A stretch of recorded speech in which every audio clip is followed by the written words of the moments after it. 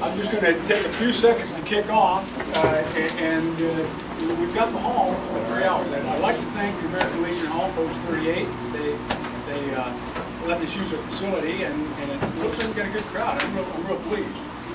My name's Carter Thomas. I'm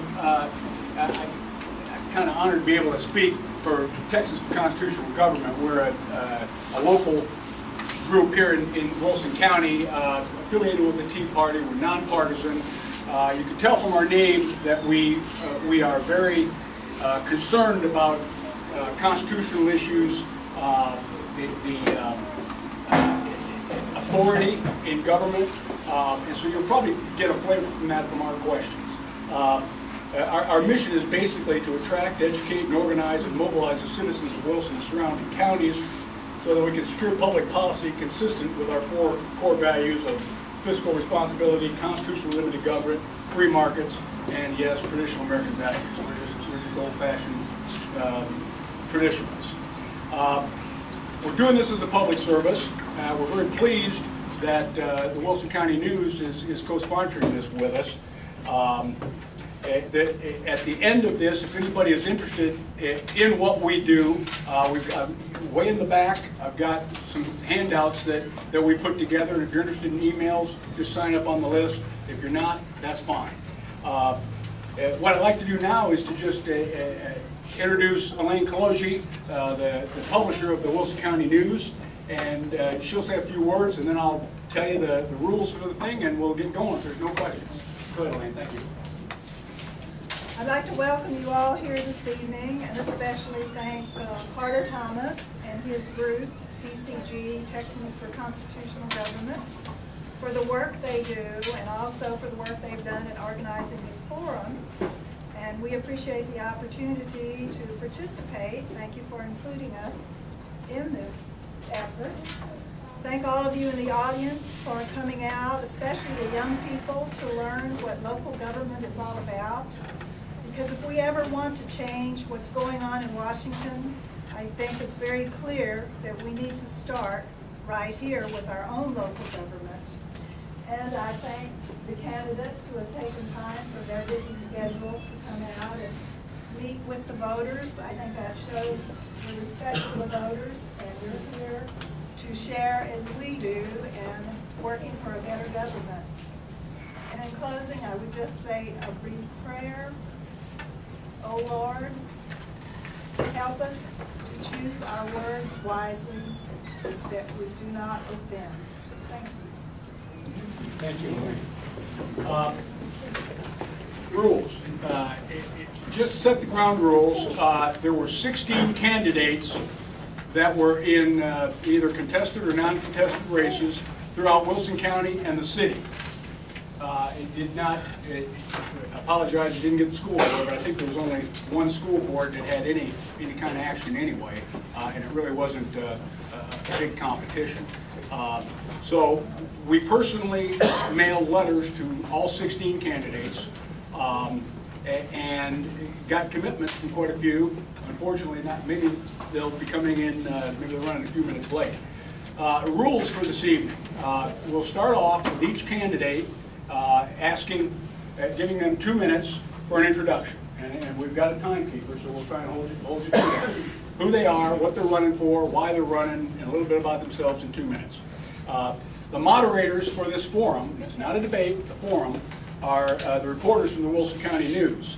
We got the county reporter, Will Gibbs, right here. He is going to be asking the city candidate questions. And we've got the city reporter, Johnny De La Zarda. Did I pronounce that correctly? Close enough. He's a city reporter. Will be asking the county candidates questions. Now, TCG has come up with a round of questions. The newspapers come up with a round of questions. So probably each position, we're not going to say, you know, Jim Miller or Mario. Here's a question. We got a question for the mayor, we got a question for the council members, we got a question for the sheriffs, and all of those. So if whatever position they're running for, they'll get a question, they have 2 minutes to respond. They'll probably get 2 rounds of those, one from us, one from the newspaper, and then we have a timekeeper, the third person at the table, Rick Huber from from TCG is going to be the timekeeper. He'll keep 2 minutes. He's got a red card at 15 seconds. No, excuse me. He's got a brown card at 15 seconds. So candidates, watch Rick. He'll put up the 15-second card, think about closing at that point, and he'll put up the red card when the 2 minutes is up. Okay, and then after those 2 rounds, we're going to open it up to the floor. So you guys can answer any questions you want. If there's no questions, any questions? Yes, sir. Why don't you instruct everybody to turn off their dead gum? Okay, I couldn't say it better. Turn off your dadgum cell phones. And I'll get mine as soon as I kick this thing off. If there are no other questions, well, who's going to ask the first question? They're flipping a coin to see who asks the first question. All right, Mr. Gibbs, call it in the air. Heads. Heads it is. All right. Okay, it's your choice. So what we're going to do is after the introductions, you get the first question. Okay? So why don't we just start here on the left and go around? Chad, you got 2 minutes left. 2 minutes. I feel like the odd man out sitting over here by myself on this side. For you, those that don't know me, I'm Chad Clark, and I am running for constable of Precinct 2. I have been with the Floresville Police Department for over 20 years.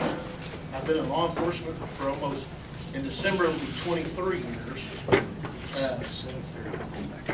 Been around Wilson County my entire life. My kids go to school here. My grandparents were from here. I love this community, love this county. Decided to throw my hat in the ring for politics. I figured constable was the lowest political run you could run for. I'm eligible to retire at any time that I want to, so that's one of my options. If I get elected in November, take office in January, I'd probably like to retire from the police department, do the constable thing full time. I'd like to bring professionalism back to the constable's office in Wilson County. Traditionally, I'm not going to say anything bad about any constable, but typically for years, the way the county paid the constable's office, you didn't get real good candidates. And even now, we were just talking with the current salary of the constable's office. If you work a true work year, your salary is $9 an hour. So, but that's something that I'd like to work on. There's other issues that I'd like to work on as the constable. Main thing is the system of justice of the peace of Precinct 2. We're serving warrants, serving civil papers from subpoenas to divorces to whatever. So that's kind of what I'd like to do. I'd like to be more visible, more out in public. For those who know me, I've been involved in everything from Little League to Boy Scouts to, so I just want to continue that. So thank you very much, and I appreciate your vote.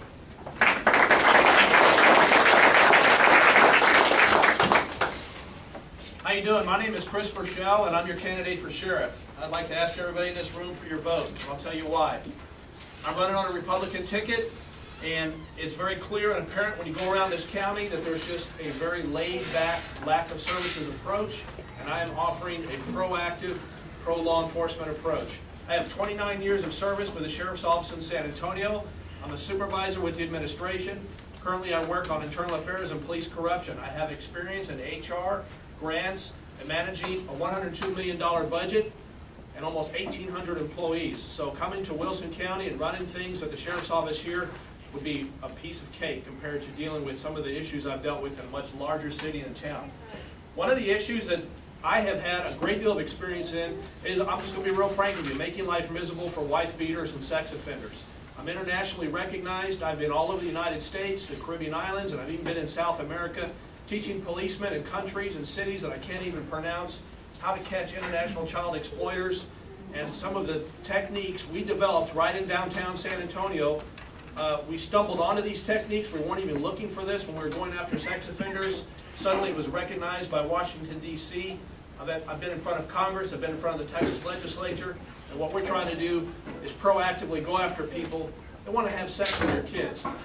Also worked a lot on burglars and thieves. Some of the big cities like San Antonio are very proactive, and they're pushing all of the junkies and the thieves into the rural areas. Because they're proactive, the bad guys are scared because the police are on their behinds. So what they're doing is they're coming out here while you're at work and they're kicking in your front doors. And that, to me, that's a threat to your wife and your kids, whoever may be at home. And I think what we need to do is be proactive and send them somewhere else because they know they're going to get capped when they come down here. Thank you.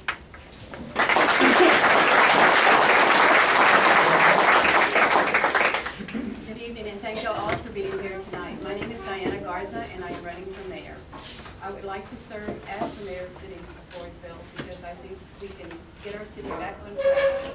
There's a lot of things that have to be done. We've heard all kinds of stories. It's going to take every single one of us to get us back on track. I have various experience. I've been married for 38 years to my high school sweetheart, Casimiro Garza. We have 4 children, 4 grandkids. And I've worked in administration, I've worked in marketing, I've done lobbying in Austin. I have very close contacts with a lot of the congressmen and senators, state representatives. I know how to do my research. I am here to serve y'all in any which way. I will have an open door policy. You will be heard and listened to because everybody has a say. Okay? I know that lately we have not really experienced that, but I think we can do that.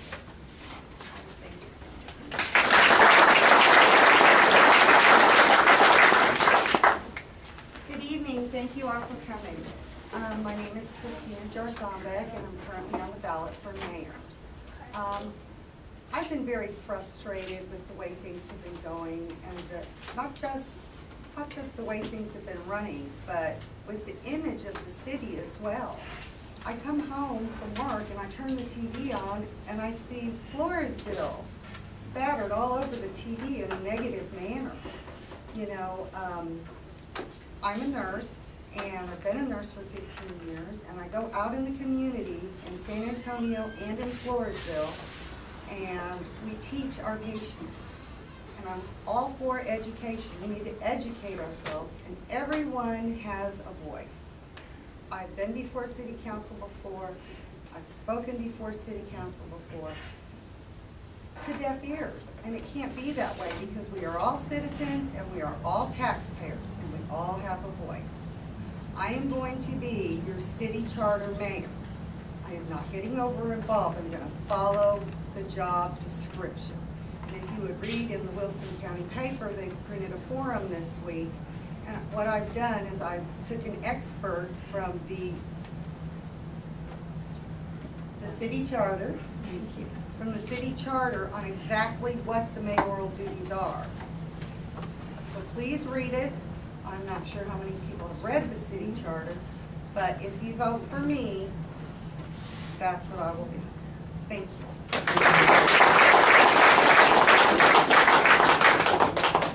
Good afternoon, ladies and gentlemen. My name is Tomas Robles. I am retired military, and I have a lot of experience all over the world. And when I was born and raised here in Floresville, I left in 1976. I was gone all the way to 2007. I'm back here in Floresville again. A lot of people don't know who I am, but if you would, go on the internet and read about me. But I have a lot of experience on a lot of different variety assignments, from junior ROTC to college ROTC, dealing with troops, dealing with money, dealing with just about anything. And I see a lot of veterans are here, and I thank you for your service too, because I am very, very active with military, retired, and veterans, because you know what, they also need some help in the economy, the way the economy is right now. So you know what, if you're having problems, come and see me. You know, and I feel the same way for anybody that's out here right now that is living in Floresville. I would like to change Floresville, change the image, and do the right things for the people here in Floresville. And more so the little children are growing up that is going to be someday in our shoes. And that's what I want. Because you know what, there's a lot of money to be spent, but we need to plan and make, you know, decisions with the city, not just one individual or 2 individuals. We need to, you know, get everybody involved. And I think that's very important, to get everybody involved and make decisions together like a family. I believe that, you know, we can go forward, and I'll tell you right now, everybody's talking about the baseball field. You know what? We need a crossover by the HEB to get the children across the street instead of getting run over by a car or truck. Traffic is too bad out there. And that is what I am looking for. We need to go and find some money to put a crossover for the children. Okay? So, ask me any questions when the time is ready for y'all to ask me, and I'll be more than glad to ask you. I'll give my phone number, and I have flyers. You know, I'm a stranger to everybody, but you know what? You'll be surprised what I can do. Okay? Thank you.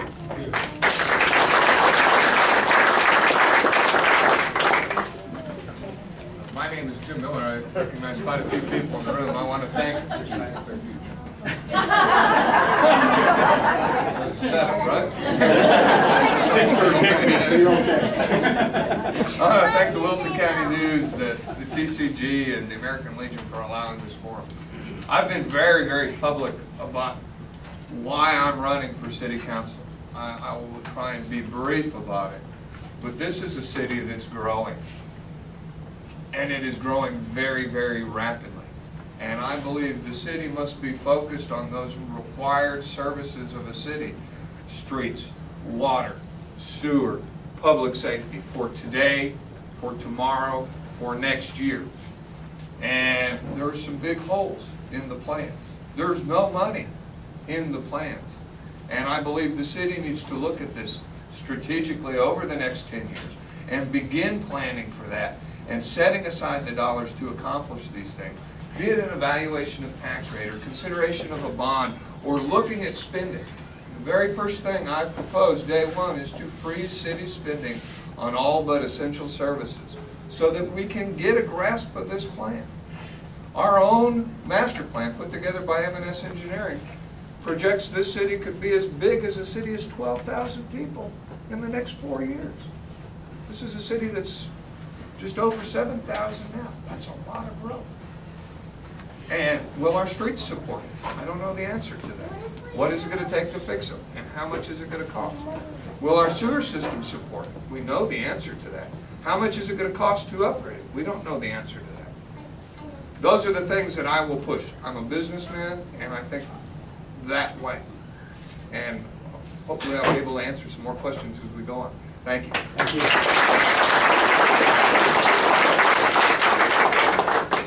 Hello, my name is Mario Morones, and I don't have much to say. I'm running on the polls, but I'm asking for your vote and support still when y'all go out to the polls.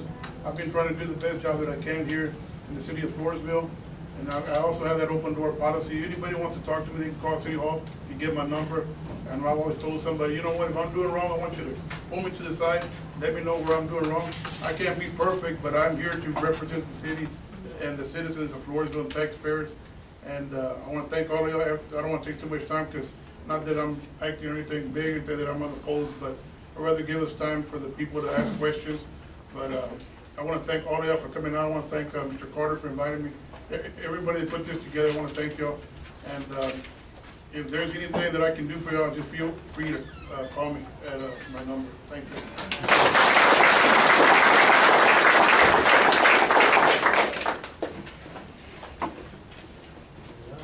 We'll now start the formal questioning. Well, okay.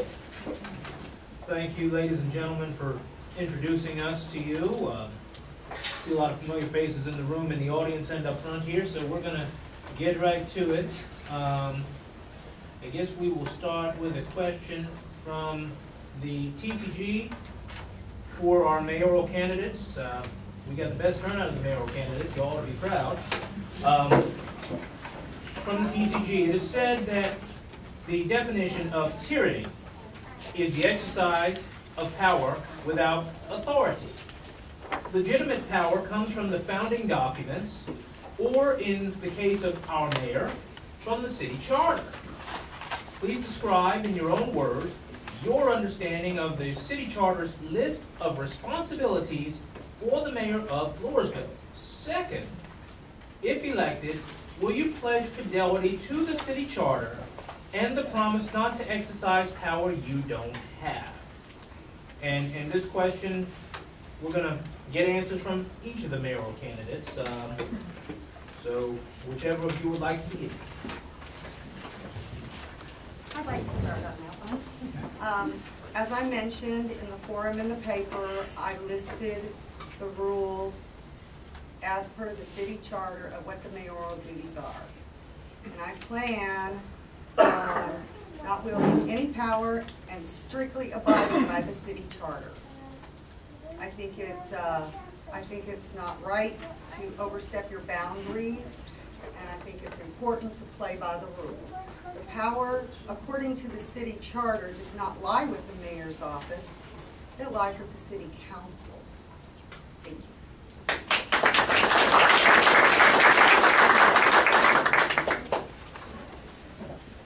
Again, I'm a very structured person into the military, and I do believe that we, by following the city charter to the utmost, is very important. And again, if I do get elected, it's not because I prayed every day to get into the office. It's because of y'all.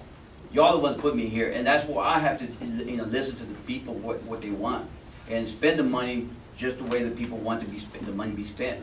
Because after all, I'm a very, very honest guy, and I respect everybody's wishes. But you know what? We have to work together, and we have to plan together. We just can't do things without making plans and spending the money just because we're in the office and we have the authority. And that's what's very important to me. So I will follow everything, and again, I will leave it up to the city council, and I will also oversee what they're doing so we can go ahead and make the right decision for our kids. And I say kids because they mean a lot to me. Thank you. First of all, let me say that the office of the mayor is the head of ceremonial. The mayor can only conduct the city council meetings, preside over them. The mayor cannot make decisions. The council is the one who hires, fires, sets policies. The mayor can also go to grand openings, do ribbon cuttings. We can also be assigned by the governor to go attend something for him in place of him. But that's the extent of what the mayor's office is. It is not an office of power, like people say, okay? It is not, okay? Thank you.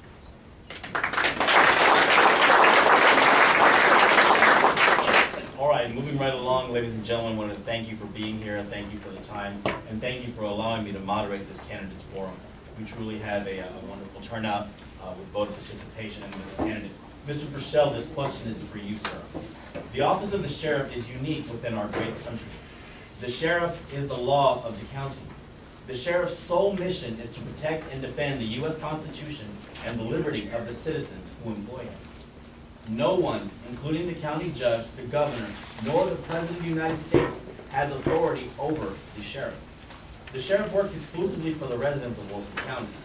Also, in 1997, the Supreme Court ruled in Prince versus the United States that the 1993 Brady Handgun Violence Prevention Act was unconstitutional. One of the findings of this case was the federal government may not compel the states to enact or enforce a federal regulatory program. Since the sheriff does not make an oath of office to any sergeant, chief, mayor, or governor, but makes an oath to protect and defend the U.S. Constitution, tell us if you can envision asserting your constitutional authority to stop an agency of the federal government from infringing upon your constitutional rights, the constitutional rights of the citizens and businesses of Wilson County. Also, please tell us if you would consider using our tax dollars to enforce a federal regulatory program. That's one question. That's the TCG question. Okay, just to clarify real quick, the Brady Act was what we're referring to where the federal government tried to force local law enforcement to run background checks for people buying firearms. Right. Sheriff Mack took on the federal government and won. There are some other things that are of concern to me as a citizen here locally and as a sheriff. I can tell you right now that no child will be arrested or detained in this community for praying in a public school.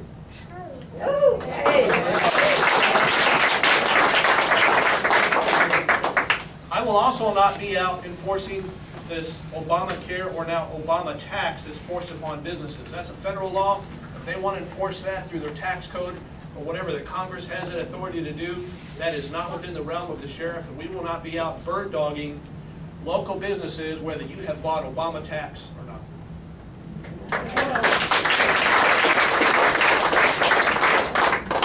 Okay, moving right along, I will offer up a question to our city council candidates, and I will ask this question of one of the Wilson County News' questions. We've only got 2 city council candidates present, even though the rest were invited, but I digress. The proposed sports complex has polarized this community in recent months. Supporters say that the city should invest in its young people by providing them with more recreational opportunities. Opponents say that they want to see a plan and that there are more pressing needs for the city, such as enhancing the city's water and wastewater infrastructure. Please let your constituents know where you stand on this issue. If I'm elected, the sports complex isn't gonna go forward today, bottom line. I had a gentleman come in and visit me, and he says, Jim, I don't know if I want a sports complex or not. It may be a good thing and it may not be, but I don't want it shoved down my throat. The citizens of this community legally petitioned for this to be put on the ballot. The current administration chose to bypass that petition and go to the Floresville Economic Development Corporation to borrow $2.1 million to build a sports complex. The county attorney filed a lawsuit against the FEDC, and they can't do that. If I'm elected, the priority will be the infrastructure of our community, as I stated in my opening comments. Water, streets, sewer, public safety. When we have our house in order of the required services that a city is supposed to provide the taxpayers, then we'll look at the extras. But the essential services have to be the priority. Thank you.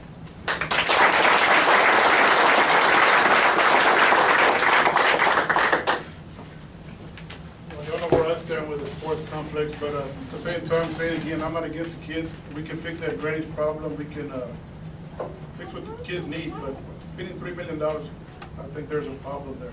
And the only problem that I have there is when we did that petition, it was all about the voters. I would just ask them, put it on the ballot. Put it on the ballot.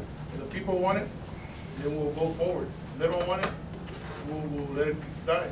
But a lot of times, we tell, I've seen it up there, you know, be quiet, I don't want you talking, or do this, or, you know, telling the citizens what to do. And I think that the citizens are the ones that run this city. The citizens are the ones that pay the taxes. And, you know, I'm all for the youth. But I would like to work with, I'm not trying to pick sides or anything, but I've been trying to spin wheels there for 4.5 years and no help at all. To where I try to table something, I try to do something, but it's hard. But where I stand with the sports complex, yeah, we'll look at what the youth need, but I don't think we need the sports complex. And my thing was to put it on the ballot. And they put it on the ballot, it's too late now, but maybe we would just knock it out completely for now. But thank y'all and thank you. All right, Mr. Clark, moving over to you, sir. Mr. Clark, please describe the duties of constable. The constable position is a part-time job, but critical to the efficient running of county government. It has also come to our attention that some of the current constables are not fulfilling their duties due to other work requirements and commitments. Do you have the time to fulfill the duties of constable, and what will you do if other work commitments keep you from performing your constable duties? Little is known about the constable's office in Wilson County, but to give you a little history, going back several years ago, the constables were paid $9 a month. It was what the going salary was. They had no budget. That was it. It was probably, I think, 4 years ago that one of the constables sued the county and finally won the lawsuit and said the constable's office is like any other office in the county and it has to be funded. So as this past year, the salary was $19,000 a year. This October, I think they upped it to $21,000, which, like you said, it's basically a part-time job. Who can live on $21,000 a year? For me, like I said, I have the ability to retire, should I so choose to. However, being with the city for 20 some odd years that I have been, I have 40 vacation days a year. I only work Monday through Thursday. I'm off Friday, Saturdays, and Sundays. I'm a lieutenant with the police department. I'm off at 5 o'clock. So I have plenty of time to fulfill my commitment as constable. The state of Texas has granted through our commissioning agency, Texas Commission on Law Enforcement Standards, what's called a dual commission. I can still be a police officer for Floresville, and I can also be the constable. Now, it sounds kind of screwy, but I call the Attorney General's office and ask for an opinion, could I do both? The Attorney General already had a ruling on it that said, yes, you can do both as long as it doesn't interfere with each duties. As long as you're not doing the constable thing while you're working for the city, and as long as you're not doing the city thing while you're the constable. In the state of Texas currently, somewhere, and what he based his ruling on, there's a gentleman who works for a sheriff's department who is a deputy sheriff full-time, but he's also the constable of his precinct. So as long as, and I've already talked to the city, they're good with it, as long as I don't do anything on city time. And I foresee no problem whatsoever doing the duty of constable. My plan is to come out in the evenings, come out on the weekends. My kids are grown, they're running around doing their own thing. I'm sitting at the house by myself watching TV, so might as well go out and do a little work for the taxpayers. Thank you.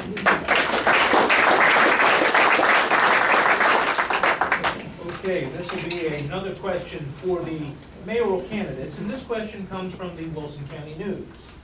The city's home rule charter depicts the mayor of Floresville as the ceremonial head of the city, with no administrative duties. One could construe that the mayor's role is being an ambassador of Floresville. If elected, how do you plan to put forward the city's best face outside of Floresville's borders?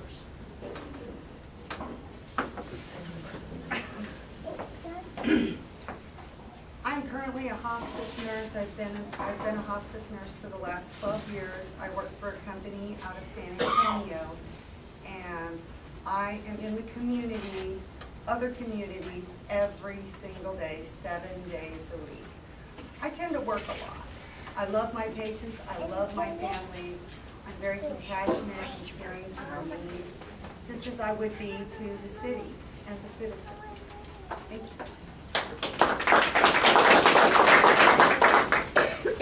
Again, I'm a retired military Army guy, and I spend a lot of time downtown also doing community service for my fellow brothers and sisters, and I always talk about Floresville where I grew up, and I'm always inviting them to come down here and spend a little money in Floresville. And that's basically what I always do, and I always refer back to my roots. And if I, again, if I have to spend some time, which I do spend a lot of time in the DSW, and a lot of times at the Otto Murphy, and Frank the head of clinics and stuff like that. And that's one of the things that I always do. Floresville is always on the top of my list. Thank you. Okay, for a lot of you who know me, know that I like to talk. I am not afraid of committing to anything. I will go to any meetings that are held either in Austin or wherever that would do something for the city, or they would bring something back to the city, okay? I belong to a lot of organizations. We lived in Laredo for 27 years, and there wasn't one organization I was not involved in. Anybody can write a check to make a donation. I believe the money's good, but when you put in your own personal time, that just gives it a more of a commitment, and it feels better here. Anything that I involve myself, all my family gets involved. They can tell you that I'm always volunteering them, They either volunteer or I volunteer them, there's a lot of things that can be done for the city. One of the things that I want to do is build the relationships with all our businessmen. Right now I'm a realtor with Pat Brown Realtors, and every time we get a new client that comes from the oil field, I take them out and I introduce them to all the business people in town. They might need signs, they might need advertising, so I take that time and I take them out. They appreciate that. They learn more about our town, about our restaurants, the HEB, everything. They think that our town is a very beautiful town. Recently we had the Peanut Festival. It was great to see the peanuts hung again. That was really good to see it come back. We grew up with that, and people like that. So people see that and they'll tell somebody else. And that's what it's all about, is spreading the word. You do something good, you tell it. You do something bad, not so nice. Okay, so that's my commitment.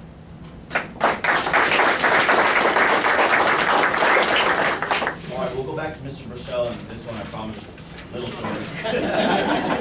This one is a question from the Wilson County News, and since your owner is not here, this is for you. Kind of like Obama got it. Mr. Michelle, county residents often contact the Wilson County News about animal control issues, stray dogs, loose cattle, etc. Citizens in Commissioners Court meetings often raise these issues as well. Section 3.1 of Ordinance 2005-1, known as the Wilson County Animal Control Ordinance, adopted by the Wilson County Commissioners Court on January 10, 2005, designates the Wilson County Sheriff as the local animal control authority and creates the position of animal control officer within the Sheriff's Office to assist with formulation of rules and procedures to be approved by the Commissioners Court for enforcement of the ordinance and supervise the implementation, administration, and enforcement of the ordinance. First, what does this mean to you? Second, what will you do, if elected, to make sure the provisions of this ordinance are better enforced within the unincorporated areas of Wilson County? Having had some experience with that, we need to understand two things. The sheriff historically has also handled this stray and livestock. And there is a due process for that involves capturing and holding the animals at a designated facility and either selling the animal. If an animal is rabid or a threat to any person, it has to be put down. That's a common sense issue. I don't advocate just killing animals because they're running astray, but there needs to be an appropriate facility to, once they're located and identified, they need to be stored. We got to get them off the street. I mean, let's face it, our children need to be able to go out and ride their bikes and not worry about being bitten by a dog that somebody else went and bought and they're not caring for. I think it would be appropriate for the sheriff to do it, but we would need to also have the support, the facilities.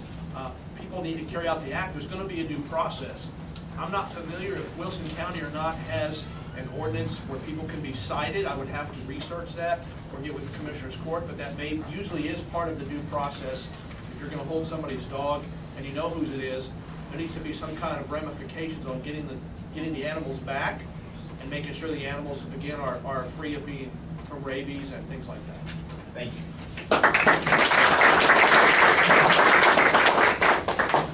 Okay, this question is for the council candidates. And this question comes from the TCG. Most elected bodies are comprised of members who represent both at-large seats and single-member district seats. Clearly, the mayor represents all residents and should be an at-large position. However, it can be argued that the best representation is by a council member who represents a single district, or in the case of Floresville, a single place, as he or she is literally a neighbor to his or her constituent. We all realize that there is a one-time cost to set up these districts. Putting aside these one-time costs, what are your thoughts about moving to single-member district seats in Floresville? And would you support a concept of a single-member district seat for places 1 through 5 and a mayoral seat that is at large?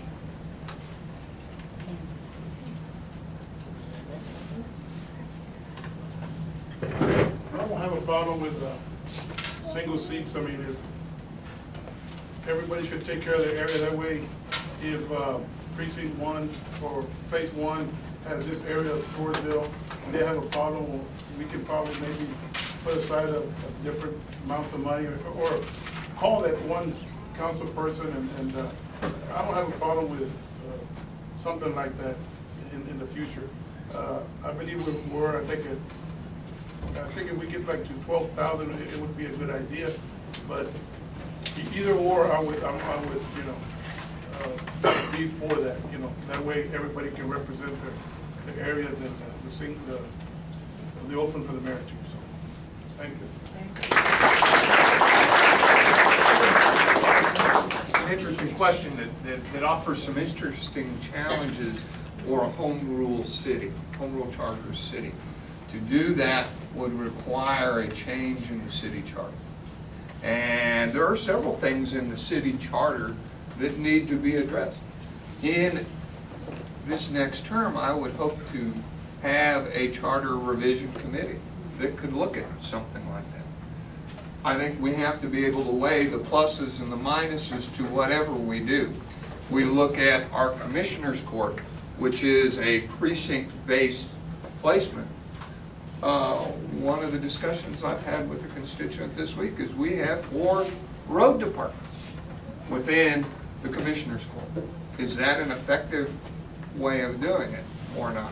What are the costs involved in doing that? And would we be doing a better job of representing the people if we went to a precinct based that way?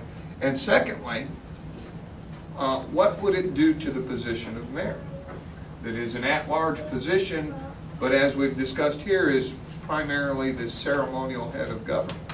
And we go to one member of the council that represents the entire city. Certainly worth considering. Thank you. All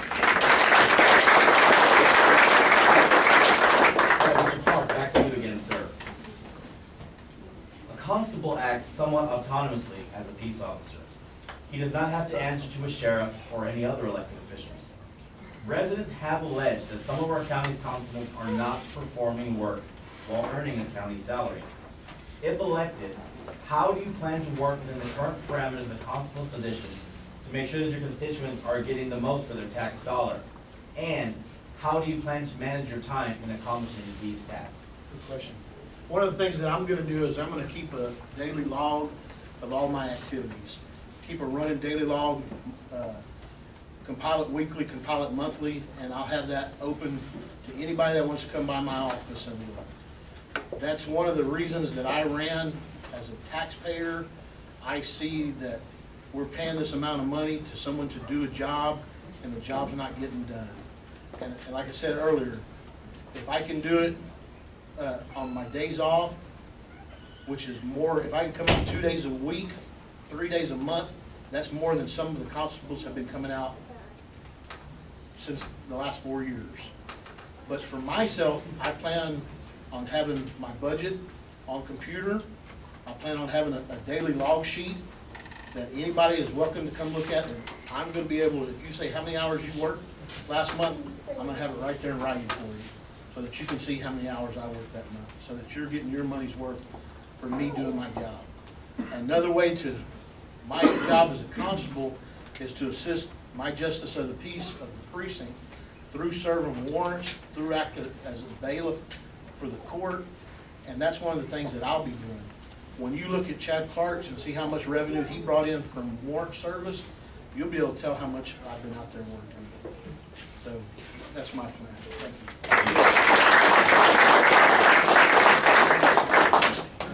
you. Council candidates, we have a question from the Wilson County News. What do you believe to be the role of government in Floresville with respect to the city charter? Why and how would you work to create and foster that kind? A lot of questions come up about city government, about the city manager, about city employees, and how the city is operating. Very clearly, what the charter says is the mayor is the ceremonial head of government. That the city council is the managers and the policy makers and the money spenders. Who works for the city council? The city manager and the municipal judge, and some could say the police chief, because the city charter allows the council to approve the position of police chief. The city manager is truly the head of government that works for the city council. I believe that the city manager should be making all of the reports. All of the employees work for the city manager. If a council member has an issue, he goes to the city manager and says, how do we solve this? The council gives the guidance to the city manager. The city manager runs the city. The council by charter can say, how many departments should the city have? But the council can't say how many people to hire. The council can't tell them how much to pay them or what duties to do. It is the responsibility of the city manager. With that being said, a lot of questions have come up about the city manager.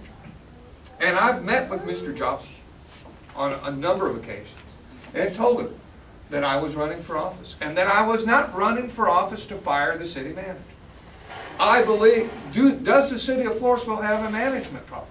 I don't know the answer to that. Does the city of Floresville have a leadership problem? Absolutely.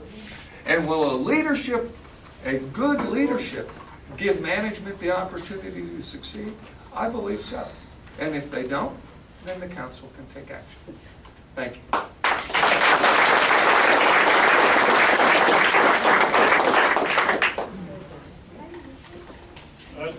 I think that, like Jim said, he kind of took everything there, but I think he explained it real good, what I'm trying to say, but what I'm saying is, I'm willing to work with the new, and that's what I want everybody to focus on, who's the right candidate for the position, and I'm willing to work with anyone to try to better the city of Floresville, and the same thing with the charter, like I said, we need to maybe get a, I don't know, group of 20, I don't know if we still have that charter committee or how it goes, but go through it and follow the charter like we're supposed to. We follow it when we want to, and we don't want to. It just depends what day it is, and I don't think it should be right. And you know, I'm just here to.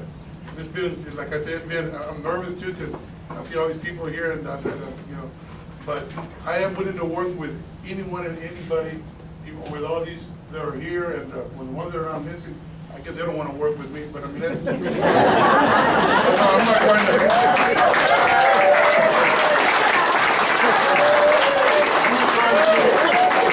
trying to say it in an ugly way, but you know, I've tried, you know, even the new council, when the new council came in, I said, look, here's my number. They've always said I'm a bad apple. They've always said this and that. I said, but look, I'm willing to work anything to push the city forward. I have never received a call for neither of the three. But like I say, I'm not here, we're not here to do whatever, but it's kind of lonely for me where 4.5 years of just, and I've been wanting to resign for the longest time, but I would never give them that benefit of me.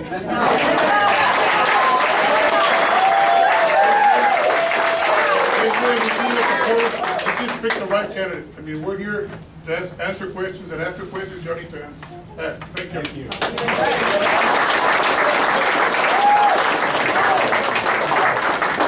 Mr. Michelle, yes. This is a question here that I believe is very near and dear to many of the citizens of Wilson County. The Second Amendment to the U.S. Constitution states, a well-regulated militia, being necessary to the security of a free state, the right of the people to keep and bear arms shall not be infringed. Please tell us what you believe the Second Amendment means. In your opinion, do law-abiding citizens have the legal right to carry a concealed weapon?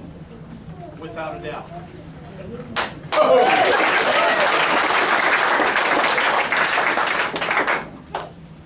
There is still a statute for unlawfully carrying.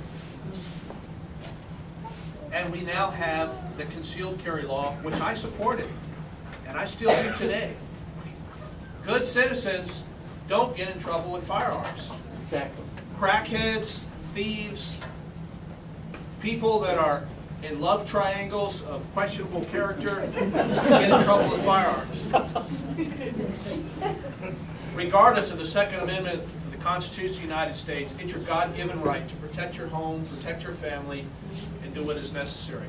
When I was a young patrolman, one of the older guys, as I was starting my career in 1983, I had guys from the late 50s and early 60s, and when I went on the street, my vote of encouragement was, one, don't take a bigger bite than you can chew because you get beat up by yourself. But the other thing that I was told was your job is to enforce the spirit of the law and not the letter of the law.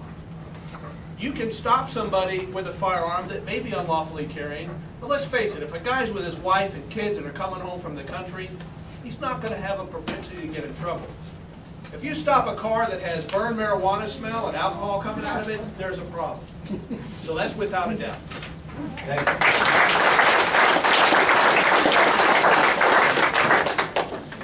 And I guess we'll go ahead and pose this last question to the council candidates again.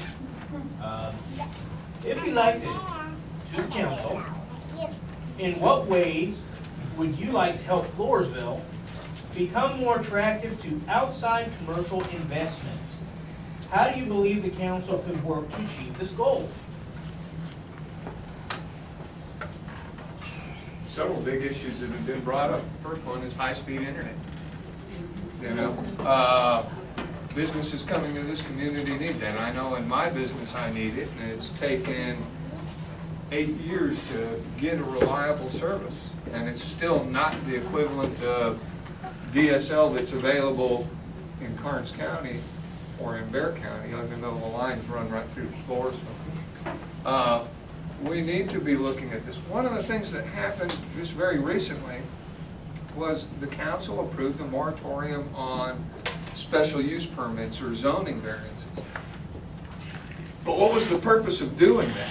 The purpose of doing that was to establish a zoning plan for the cities, phase 1. Phase 2 were zoning ordinances for the city, and phase 3 was an annexation plan. So that if you as a builder come to our city and say, what are the rules, I want to build this, and I want to build it here, here they are. Well, if it's not zoned to do that, what do I do to get it zoned another way? Well, here's what that's going to do. These are things that we currently do not have on the books. And if you're business coming in, you want to know what the rules are. What's my far left? What's my far right?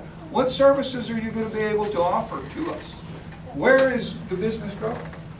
The second thing that I think would encourage business is their involvement in the government. And I will propose, not my idea, but a business council. The city council doesn't know everything about everything. And when issues come to the council, how are they going to affect business? And we need a council of business owners across the board to tell the council how this resolution or ordinance is going to affect that business. Thank you.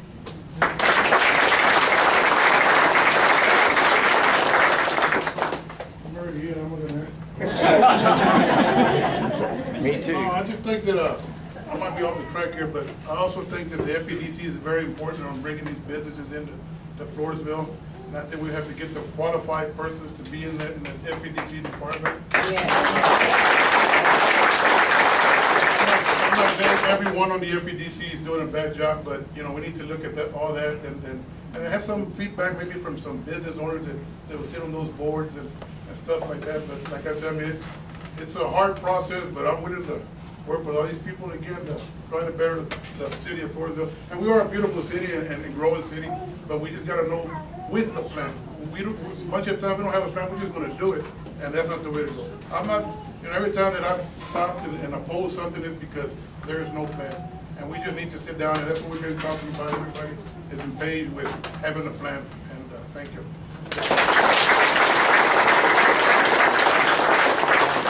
Mr. Clark is for you, sir.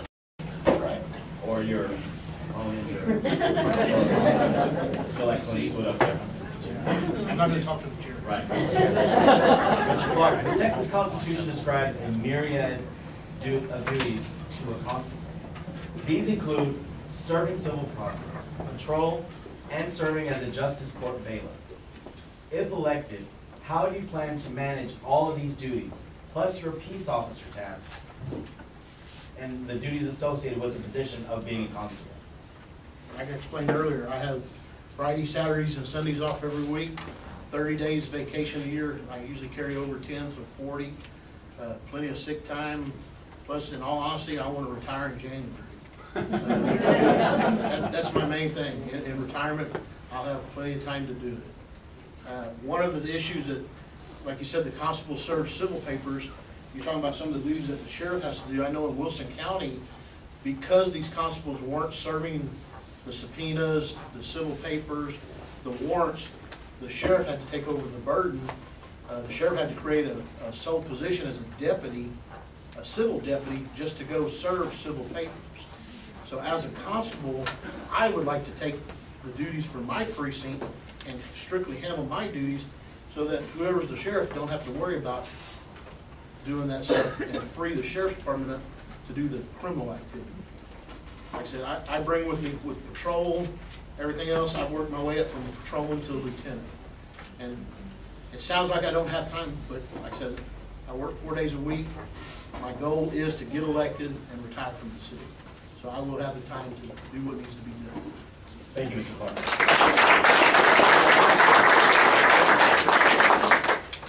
Okay, we started out, I was hoping that there would be a lot of time for public input. The TCG and Wilson County came up with 1 or 2 questions per, and we've gone through them. So as promised and hoped, are there folks here that have questions? And if you do, you know, I'll just point you out and you can start asking. You stand up and say who your question's for and say it loudly. No. Go ahead, ma'am. This question is addressed to Mrs. Garza. Okay. Ms. Garza, I understand you work under real estate. Yes.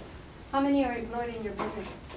I work in Pat Brown, there's 3 realtors and an office manager. Okay, how well do you work under stress? Very well. You know, as a woman to woman, you know, we go through a lot of changes in life. And sometimes we find ourselves real weak as a woman. We break down, we cry, and you work under that pressure, and you work under that stress. Yes, I can. Okay, that's my answer. Thank you. And who are you, please? Ms. Alcena. Nice to meet you. Thank you.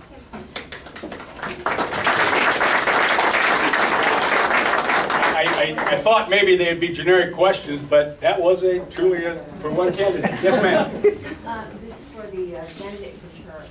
Yes, How ma'am. long have you lived in Wilson County? We moved into Wilson County in 2000. Believe it or not, we came here on a retreating. We lived in the city of San Antonio, and our residence was shot up. I, at the time, was working on some really bad gang members. We'd already bought land out here and intended to move in the country. And coincidentally, one night I came home. I was to eat. I was in uniform. I parked my police car outside our apartment. My wife was 8.5 months pregnant with our son, and 2 guys standing outside opened fire into our residence. I went out, caught one. We called the police. They caught the other one. The next day, we moved out of San Antonio.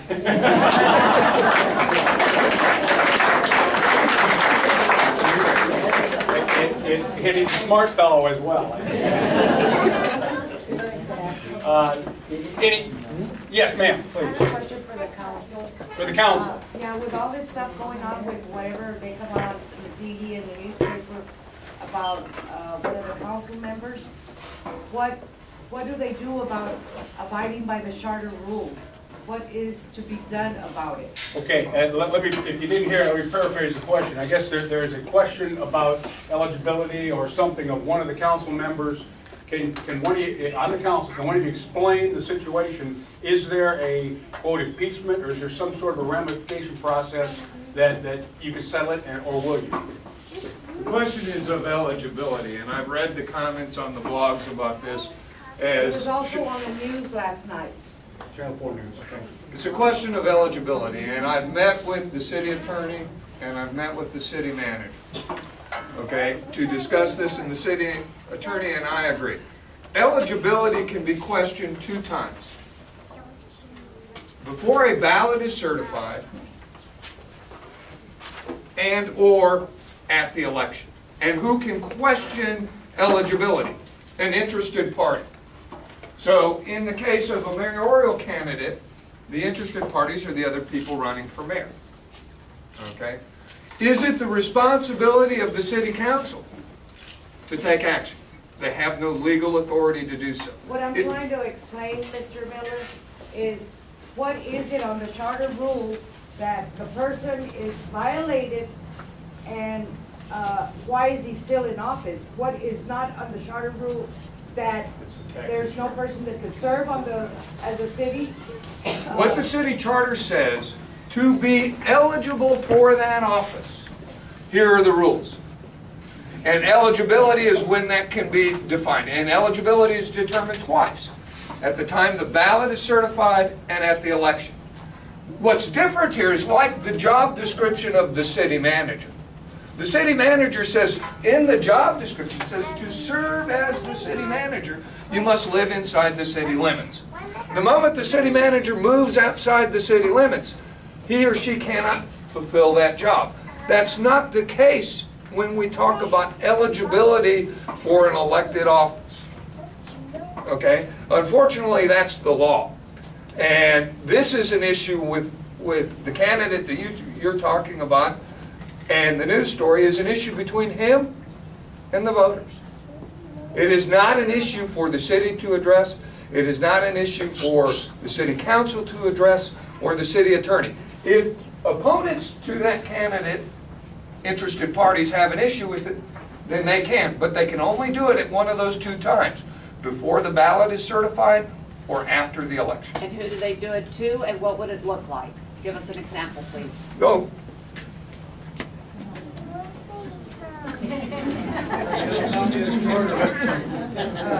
They do it through the district court.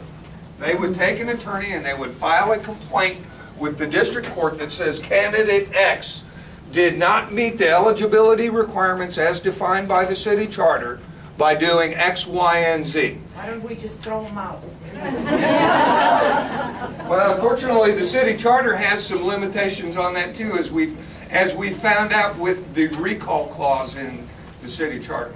You know, one of the things that's near and dear to my heart is ensuring that leaders respond to their bosses, who are the people who put them in power, and that the leaders follow the Constitution or the document. The documents in question also, through due process, you may say unfortunately, but they do protect the people in office as well.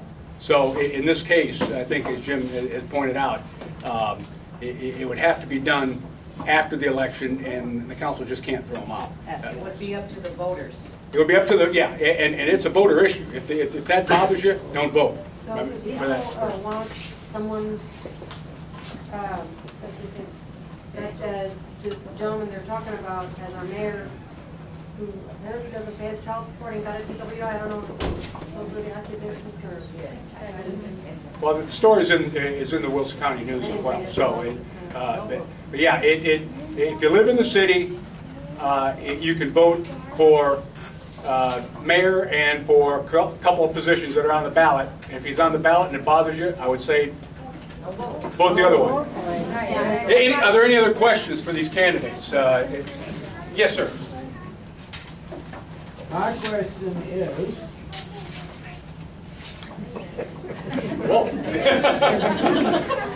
all of you candidates, does anybody, or everybody, oh, you don't even have to answer this, just raise your hand. Does everybody know what chapters 392 and 393 of the Transportation Code apply to? Okay. Well, one thing I would just like to say. It says, right here, notice it is a violation of the state law, chapters 392 and 393, Transportation Code, to place this sign on the right-of-way of any highway. And I bring this up because I want you all to know that that does not only pertain to the right-of-way on the highway, it pertains to any private property. It is against the law to do either one of those things. And this is a little sign, part of the, and this happens to be on every sign. If you're a candidate and you have a sign out there anywhere, this is on the bottom of that sign. Let's see. So you need to read it. Let's see.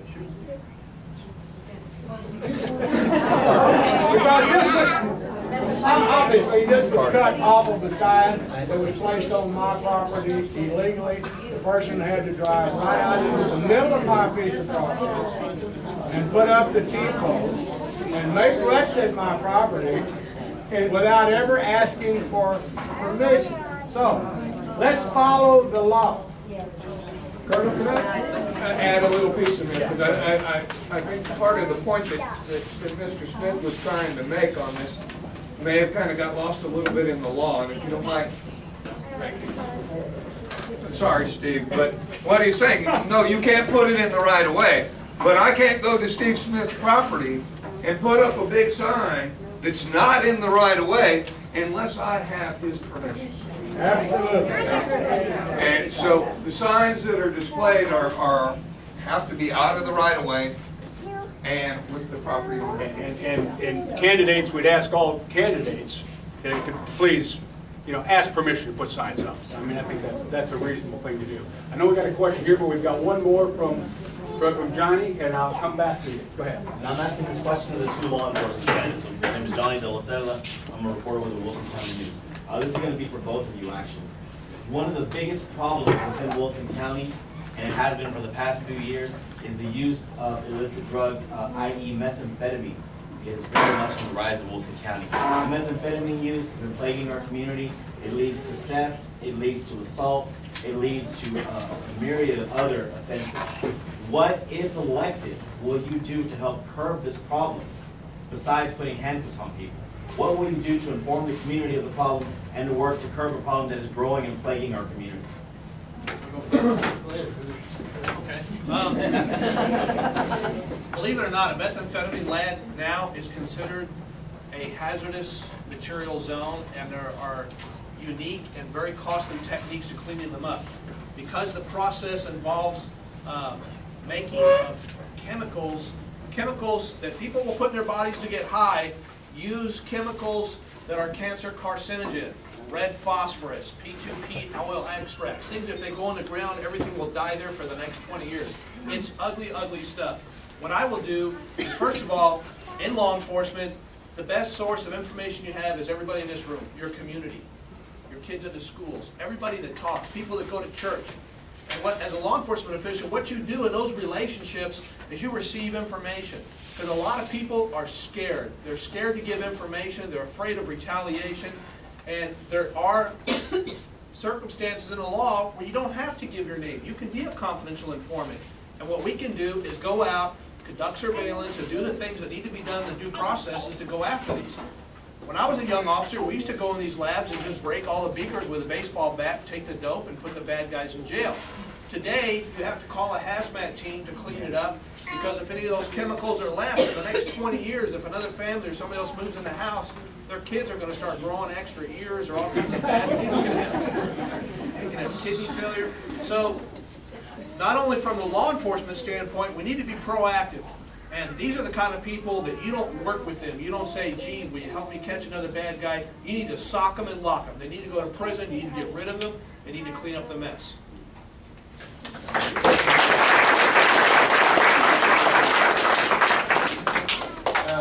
My answer to that is, I think we as law enforcement agencies all need to start working together, because crime doesn't know boundaries.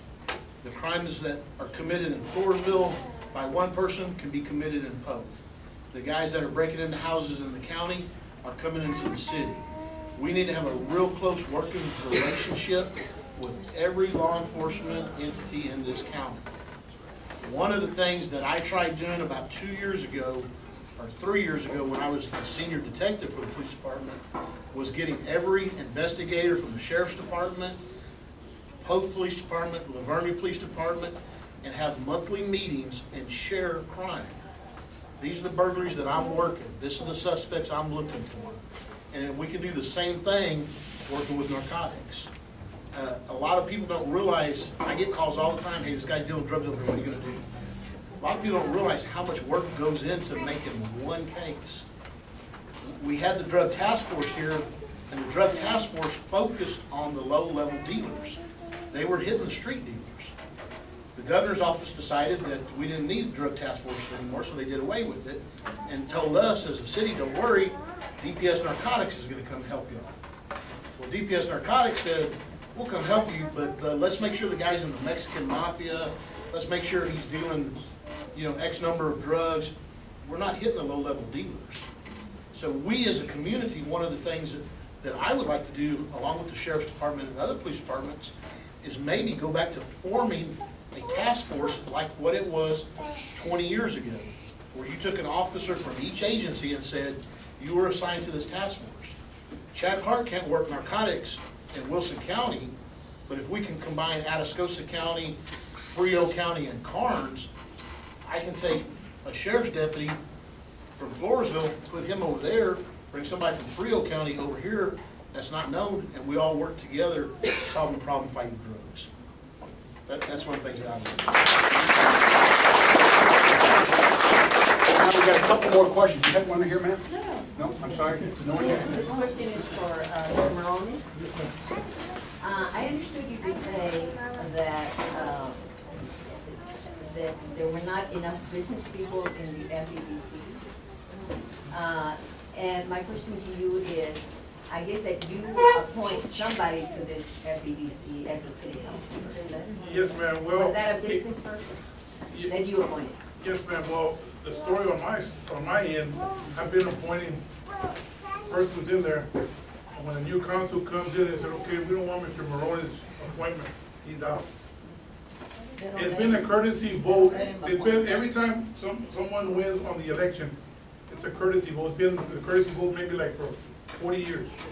But when I got elected, the very first time, they were gonna show their power and say, okay, Mr. Morone, you won.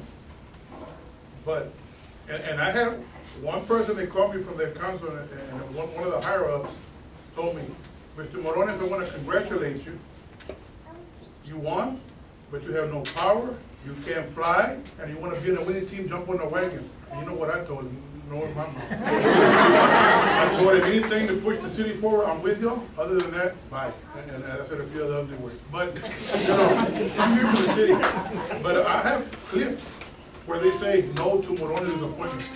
I have Mr. Eubanks, I had all kinds, I have people that I thought that were responsible.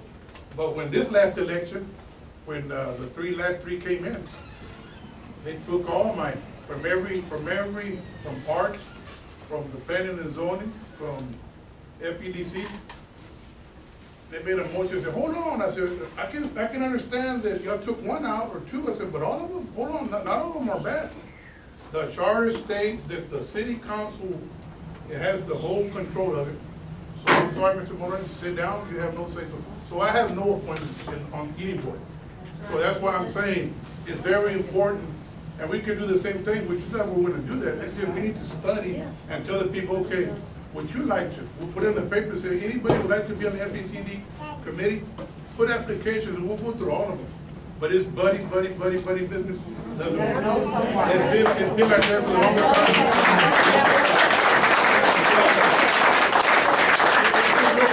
A lot of people don't know that, but I have a lot of clips, and I was going to make a big thing out of everything they say no to me. I mean, they said no to me so many times that it's just ugly. It's just, but they want me to say, hey, let's poke at it, and they tell you, we have the power here. And that's ugly when they say, here's the power.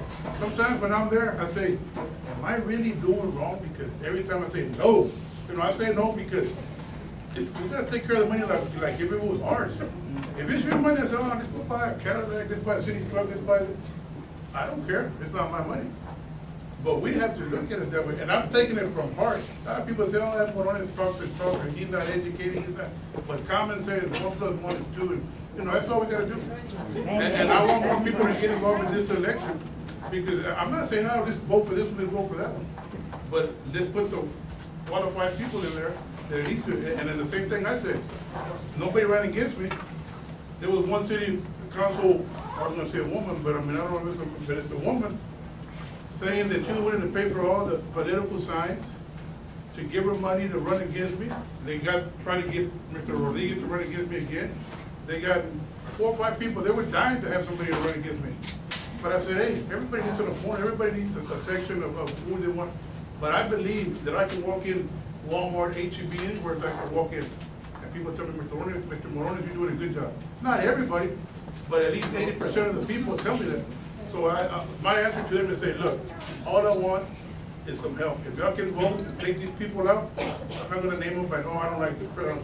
But the people know in the paper who are the persons that are not willing to work with. All I'm trying to do is just like the sports complex. I came in Saturday, I wasn't going to come in. I said, I'm beat. Came in shorts. I said, Mr. Morning should have dressed up. It was a Saturday. I wasn't even going to show up because they already have their plans of what they want to do. Right. You know, and to me, it's ugly. But I went in there being the voice of the people and say, look, let's table it. What they say, sit down. We're going to pass it. And they passed it already. It's there. But there's no money to build it, so, you know. But it's been a hard road, 4.5 years. It's been 4.5 years. And, you know, and the only one on the city council, Mr. Mayor, a bunch of times said, you know what, Mr. Morris, how many times did the Hispanic took to get it? It's not about Hispanic, it's not about white, it's not about black, it's about doing the right thing. Yes.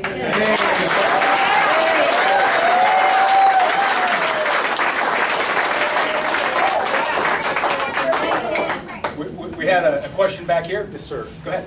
I appreciate you mentioning in your introduction, Mr. Carter, the traditionalist values and such of the Tea Party movement. And the gentleman running for sheriff for mentioning the statement about prayer in schools. I appreciate that.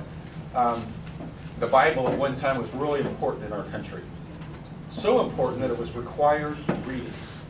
And there were verses that were memorized in learning, grammar, and the values and the ethics, obviously, that flow from that. The scripture says that righteousness exalts a nation. Our country has become biblically illiterate in the last several decades. And so, thus the opposite would happen. And so my question to you is, how important are biblical values to you, any of the candidates here, and what impact would that be on the carrying out of your job functions? Well, you want me to respond since I'm standing?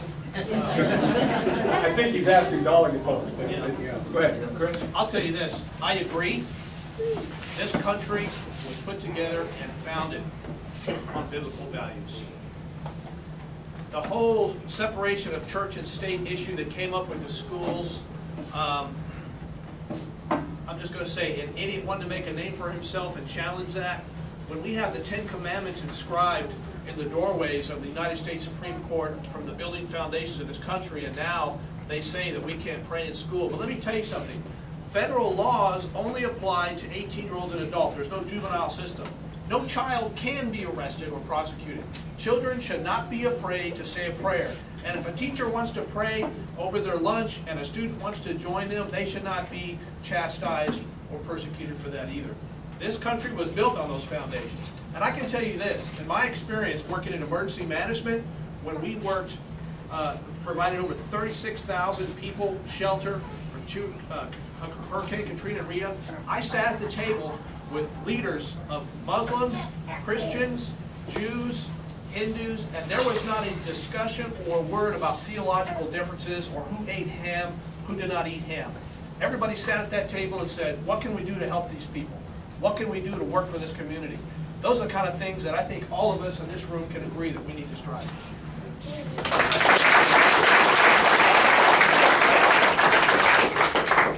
Ditto.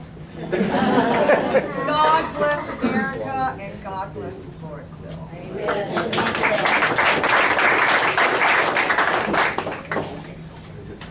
I feel the same way, you know. I've been in a lot of places, in a lot of situations that without prayers, I probably wouldn't be talking to y'all here. And you know what? I feel the same way she does. God bless y'all.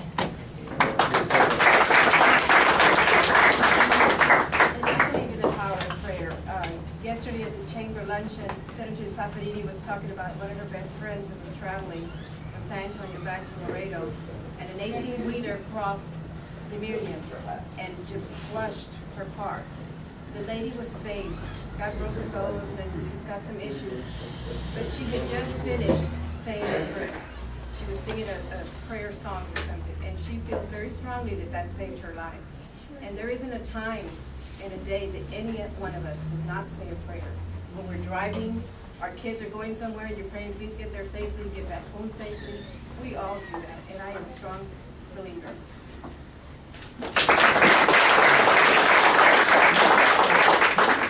I was going to say one thing. Through him, all things. Amen.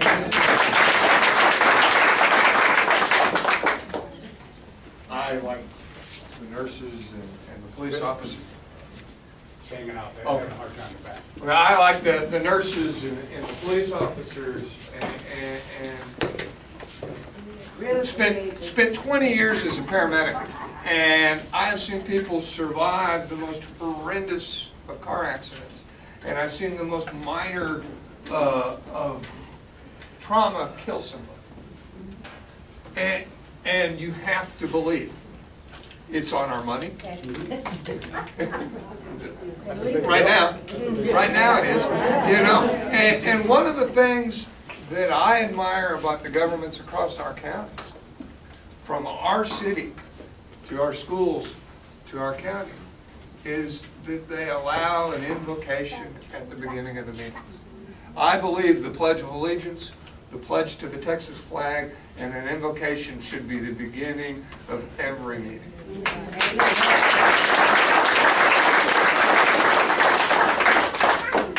Y'all get a chance? I just say one thing. I had spent over 20 years in the Army. I quit counting jumps at 100. I have never, ever seeing an atheist at the door of an airplane. And we're a federal organization. The First Amendment guarantees freedom of religion, not freedom from religion. The federal government has no authority to tell us to do that. Wow. Okay, another question. Do you believe that there's any need for a youth forum?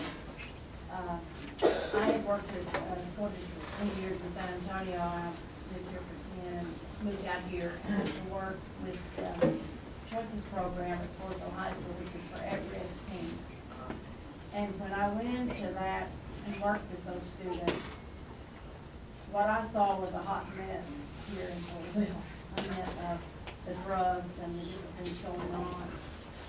And I'd also worked with some inmates at the meetings that were out and tried to make their life better and wanted to speak to these children and do some different things. And I went to the sheriff's office here, and by that one day there happened to be a deputy sheriff, county sheriff, and I think a U.S. Marshal. I mean, it was a receptionist. It was odd. It was very odd that I got that group. And when I went in, I was telling them, I've just been working at the school, and what we have here is a hot mess. We have drugs going out of this restaurant, and they tell me this because they trust me, because my heart is with them, and they feel they can trust each other.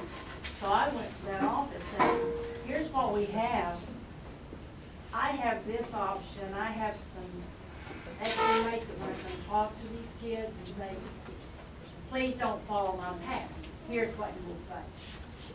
Or can I get a forum of at-risk pre-AP students to be on a forum to say, how can we help this youth? Because here it is a mess. And they looked at me like I had just asked them, to solve a physics problem. It was like, well, why don't you go to the parole board? Well, no. Because the parole officer, there was a young man that had been on parole, and the parole officer made his home. Didn't even go in the house. Knocked on the door, here, yes, left. That person could have had drugs, guns, everything in the home. Second visit, just drove in the area. So no, I said, I don't think the parole officers want me to talk to them. And they suggested some minister here that used to help me. But my question is, do you think there could be a need for a new forum that would bring in at-risk pre-AP kids, all kids that can get together and say, how can we solve this issue in this city of these students? Because it's a problem. And whether we want to face it or not, it's here. They talk to me every day. I have left down to entire cities that kids text me every day. And a lot of them, because there's no one that has said, I think you can do better, you're not where you have been, I believe you can do it. But they don't have that. But if we have their information all together, how can we help this city, help this youth? Because without helping this youth, we're not going to have anybody running here. But just so we can have a voice in that office, because I was not heard before. The question is about developing a youth forum for kids that have been in trouble and they're trying to talk about information. First of all, we need to talk about relationships. I'd like to share information with you when we leave. I have flyers up there. I don't want to shove them in everybody's face, but everybody's free to take one. These kids have seen the epitome of the drug dealing, and let's face it, drugs are in middle schools and elementary schools, and I'm going to tell you as a parent, that pisses me off. Okay, those people need to be in jail. They need to be doing what's going on. We could establish relationships with law enforcement and these kids where they can speak in confidence and their names will not come up. And like Chad said, these are very labor-intensive jobs, because let's face it, when we go get these guys, guess what they do? The first thing they do is they scream, all my rights, and they have a defense lawyer come in court and say we're picking on them and it was an illegal search. And that's the sword that we live by, and we have ways to deal with that. But again, relationships is what's important. We need a confidential place where these kids can speak to a law enforcement officer and see if we can utilize some of this intelligence. It may not be probable cause to run out and arrest somebody, but we can darn sure know when it's duck hunting season, We need to know where the ducks are flying, right? If they look like a duck and they walk like a duck, we get that information. We're going to do what cops do. We're going to go after them when it's duck hunting season. Those are going to be the bad guys. So establishing relationships like this, and again, having an open door policy where the community can come and talk to you. As I'm working my campaign all over the town, I'm hearing this. I had a Hispanic lady call me today and drill me about how she was oppressed and want to know how I felt towards Hispanic, and I explained to her, hell, I married one. I mean, what more do you want? I embrace this. So these kind of barriers need to be knocked down. There needs to be levels of communication. Chad talked about bettering relationships with law enforcement. The sheriff can't tell the other agencies what to do, but we can darn sure offer our services, our experience, and make ourselves available to the smaller bedroom communities so we can work as a team. Because this is what cops do. They get together, they talk. You don't have to have a suit and tie meeting. We sit down and have coffee and tacos. I've seen some of the guys in local restaurants right here downtown. The big issue here is communication, sharing the information. Now, in law enforcement, we have to corroborate and substantiate. These are legal terms that lawyers like to use. It means that if you're going to go arrest a guy, your information has to be good. Sometimes you need to develop a hand-to-hand transaction or a drug deal. But that's what we do. That's not your problem. Your problem is getting the information to us. And I believe not only having communication through the sheriff's office or through law enforcement available through a 911 center, I believe in a community policing concept where you have a go-to guy at your school, and you have his cell phone, and you have an email, and you know what hours he works, and if something comes up after hours, a description of a vehicle or house, you can just send him an email, and he can just receive that information every day when he comes in. People in the neighborhoods, they see cars they know aren't from there, they can put the license plate and email it to them. They can follow that up, and if a burglary or something occurs during that time frame, you have a suspect already. So you don't have to call the 911 center to talk to the cops. They should be out of the cars talking to you. You should have a go-to guy. There should be an officer to every school where when an issue like that comes up, he can come in. He doesn't even have to be in uniform. He can come in plain clothes where everybody doesn't know the kids are talking to the cop. It's in a professional and established environment. It's going to be in the up and up, and we can work to resolve these kind of issues.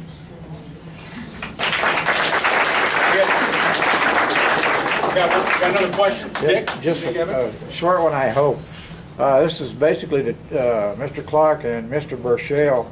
Y'all were talking a while ago about multi-jurisdictional task forces to liaison with other counties and other law enforcement entities.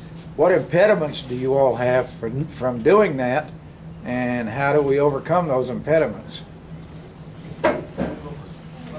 One of the impediments that we have is, to be honest with you, is getting all those agencies together to work together. One of the problems 2 years ago, I wanted to create an emergency response team, a trained group of officers that could do dynamic entries, whether it be serving search warrants, whether it be hostage negotiations, things like that. I went to the school, talked to the school to incorporate the school police. It's unfortunate, but nowadays, if we have something major, it's probably going to be at our school. I want to involve them, the county. The problem we ran into, everybody's first word, well, who's going to be the leader? If you're going to have the county involved, then somebody from the sheriff's department's got to be the leader. The school said, well, if you're going to be using the school, then somebody from the school's got it. So we got to overcome that. And that's one of the big issues. And to be honest with you, I don't know how I can do that as a constable. I've tried in the position that I'm at now to overcome those obstacles. It's hard, and I hate to say it, but countywide, we may need a change. Well, if you have a situation that happened as it did in Breslau in the Soviet Union some years back, somebody that works at the school district is going to be absolutely useless in a situation like that. Well, the Floresville School has their own police department. Yeah, well. That's, and granted, I will tell you that I myself, the majority of Floresville officers have been through a training called active shooting that's based, ever since Columbine, police thinking has changed. Before Columbine, when you had a situation like that, it was surround the school with the police, wait for the SWAT team to come in, let the SWAT team go in. Since then, the thinking has changed. What they call the active shooter, where you know someone's in the building shooting, you go in the building and you take out the threat. We went through the two-day active shooter class that required, we actually fired semi-munition rounds from actual real pistols, and it was paintballs, but they hurt like hell when they hit you. But forming groups of how to go in and how to clear these buildings, especially schools. We did it at Pleasanton High School. Went through the school clearing the buildings, and I think it's behooving of every officer in this county to have that type of training and to take it one step further. Now that we've been trained, we need to get together and continue working on that training at our school, so that when I go into that school, if there's an active shooter, I know where to go, where the classrooms are at, where the cafeteria is at, and we can go as a group and take care of the situation. But it comes back to getting over that hump of all of us working together. Well, what do you do with 20 terrorists who don't care whether they get out or not? Call the FBI. Yeah. I can pick up from right there. I teach that. And in fact, in San Antonio, Bexar County, I was in charge of a rapid response team and a weapons of mass destruction team. That's what we did. We trained law enforcement agencies, and the training is so enticing that agencies want to send their officers and want to engage. And what he talked about is a rapid response mentality. What happened in Columbine was there was a let's sit and wait for backup while people were inside shooting. You have an active shooter, regardless who it is, the gun person needs to be taken out. That's all there is to it. And unfortunately, it may be another teenager, another kid. But if someone is actively murdering people, you have a job to do with it. You're the Lone Ranger, you need to get in there. And providing that training, regardless, and what in that training, you actually go to the schools in your jurisdiction on the days that they're closed, and you do walkthroughs and you do planned scenarios. So God forbid, should that day ever happen, it's not your first day to be developing your plan. You've already got a plan of action, and it doesn't matter what level, or if you're the first or second person in line, when you start going in clearing rooms, everybody knows everybody's job, everybody knows what to do if a shot is fired. The bottom line is the minute that type of situation goes out, there's boots on the ground to eliminate the threat, and then there has to be planning for the aftermath, because it's a mess. You have people that have been through a lot of situations, you have kids that are involved, and there are regional resources through ACOG and through the federal government that will come in and support that. When I was a special deputy with the United States Marshals, we did strategic planning, and we ran operations with over 120 law enforcement agencies through 18 area counties, including Wilson County, and I have the phone numbers and the emails of a lot of those leaders from those law enforcement organizations. It'd be a piece of cake to bring that together with my training and experience I've already got.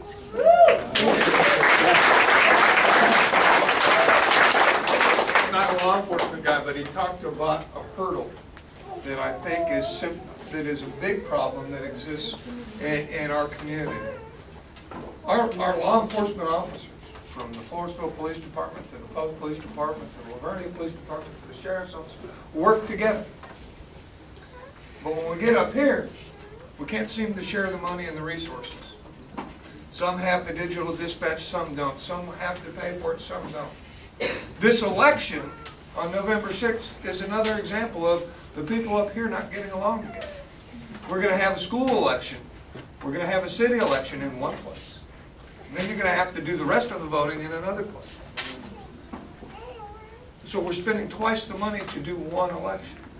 We need to get the leaders up at top talking to each other, saying, okay, yeah, this is how we're going to do it. We need to break that ice so that we're not fighting the old political grounds where you're precinct 2, and no, we're not going to do it. That's where we're going to stop, and that's where we as leaders can make the biggest difference in our community, is to get rid of some of these old feuds that exist that happened generations ago, and start working together for what is the efficient and the effective use of your money, your tax dollars. Thank you.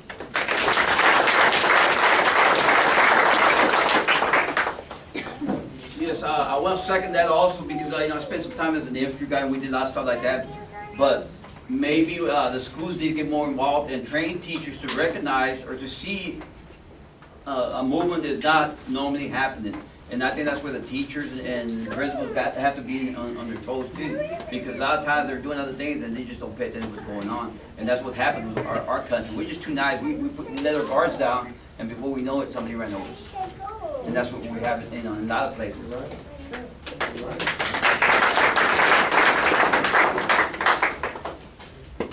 Got another question from Rick?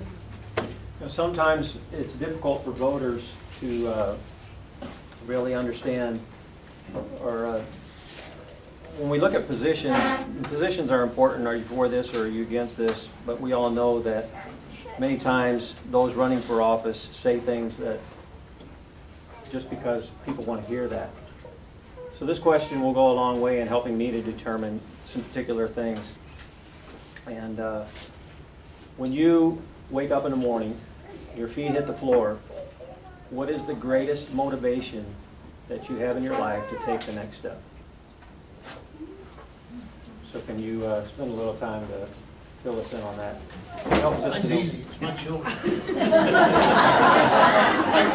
can answer that. I get up every day and I live for my kids. I want to be the faith leader of my household. I want to be the leader of my house. I want to teach my kids. Well, I have taught my kids the difference between right and wrong. To me, it's all about family. We share everything. Just recently, I got involved with the Catholic Church here about 6 months ago.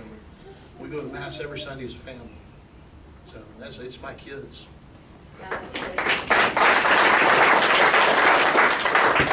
My motivating factor every morning when my feet hit the ground is to get up, go to work, and get back to my family, my friends, and my neighbors as quickly as possible. My motivation is first to give God thanks for letting me get up and have another day to face. Amen. Yes, amen. A lot of times we do our to-do list. It doesn't always. If I have 10 things on the list, I might have accomplished 2 that day. Why? Because I got distracted with someone else needing help with something, and I just left my list and I helped with it. And that's what it's all about. It's all of us working together and making everything work. Motivation is getting up every morning and try to help somebody else that needs some help also. Family, friends, neighbors, anybody that runs into in the street, I try to talk to them because you never know what's going on in their mind. And that's my motivation, trying to help somebody from $1 to maybe $10, or to help, like yesterday, some gentleman stopped in the street, he had to take his wife to the doctor, he didn't have no gas money, and I gave him the money. And he said, what are you doing? I said, I'm putting signs, but you know what? I told him, I'm not giving you money so you can vote for me, I'm giving you money to take your wife to the doctor. And that's just the way it is, I'm always been that way, even in the military. I've always been that way with my soldiers. Everything that I've learned and everything that I've done is always a motivation factor, because you know what? When after everything's done, at the end of the day, it's an accomplishment. And the next day is another day.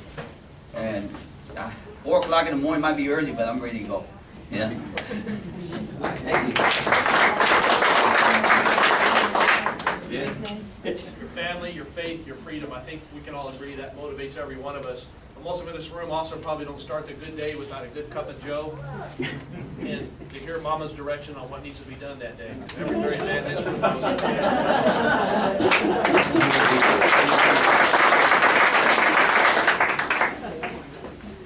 I think I can echo everything every one of you said, children and family and faith. And but Diana talked on something that I think is very important, and it was a piece of advice that I was given as a young man, was to set your goals very, very high. But never look at how far you have to go, and always turn around and look how far you've gone. And what I've hoped to do in every step I take is to make a difference. Be it in my child's life, in my family's life, in your life, and how a community grows, but to make a difference. Thank you.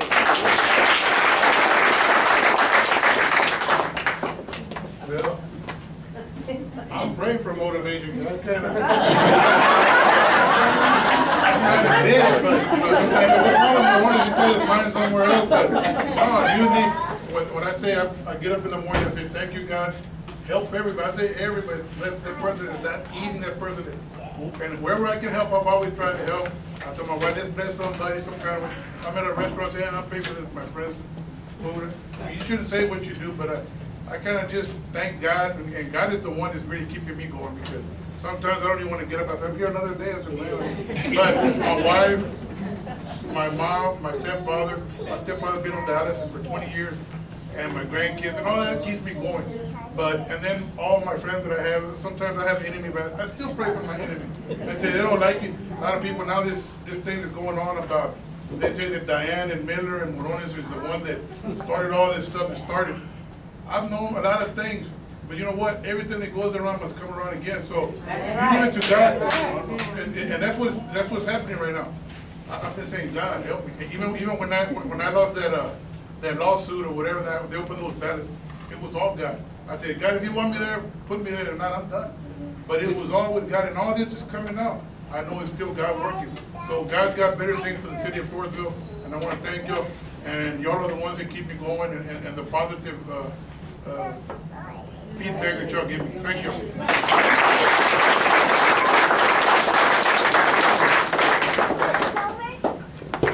I'm not so sure I know how to explain this, but the question I have, first of all, having a lot of health issues and going through things, and instead of through the years taking a whole bunch of pills to endure versus what I've chosen to do is deal with the root problems and find out why I have the illness I do or what I'm dealing with, find out what is the cause. And with all of you in leadership positions or wanting those leadership positions, we as a country tend to, and not that you don't, you need doctors, you need sometimes medications, but do we neglect to go back and find out why are we where we are? How many of you are willing to look back and look at our history? I know some of you have mentioned it, but to look back as to where we've come from. Can we learn from history? Can we learn from maybe success in our past, or do we all have the mentality that we have to be doing this because we're in new times and new this and new that? And I hear a lot of our community saying it's for the kids, whether it's the, whatever the sports thing. I have 12 children, and my heart is with my children. My heart is with the children in the community. But do we need bigger and better things to keep the kids off the street? Do we need money, or do they need parents? Do they need church? Do they need families? Do we have, is it the responsibility of the policemen to take care of all the kids, to get them off the streets, and to the school? Is it the responsibility of the teachers? Or is it the responsibility of the parents and the church? And my concern is, we talk about all this stuff, but do we think, do any of you have ideas to encourage parents to take responsibility for themselves and their families and to help our neighbors and not just expect the school and the teacher and the sheriff and the whatever to do everything? And I just want to know, what are your insights? What can you do to encourage people to take responsibility that God's given to them in their own homes and in their communities, so we can get people involved, not just expect others to do our responsibility? They all take turns, jump in. You hit the nail on the head. Carter Thomas talked about at the very beginning that we can't fix what's wrong in Washington if we can't fix it here. You know, and I worked for the Army. Unfortunately, I worked on the other side of the house. I worked on the medical side of the house. And in the military, on the medical side of the house, I saw what you were talking about. They would take doctors, and once they make the rank of colonel, they say, okay, you can get out of medicine and now you can be a commander, which was one of the problems within the Army Medical Command. But these guys would come in and say, the guy before me was an idiot. Throw all that away, we're going to do it my way. And the staff would say, well, sir, we've done this and we've done this and we've done this. You didn't do it my way. We have to be able to learn from our mistakes and our successes. I agree with that 100%, to recreate the wheel.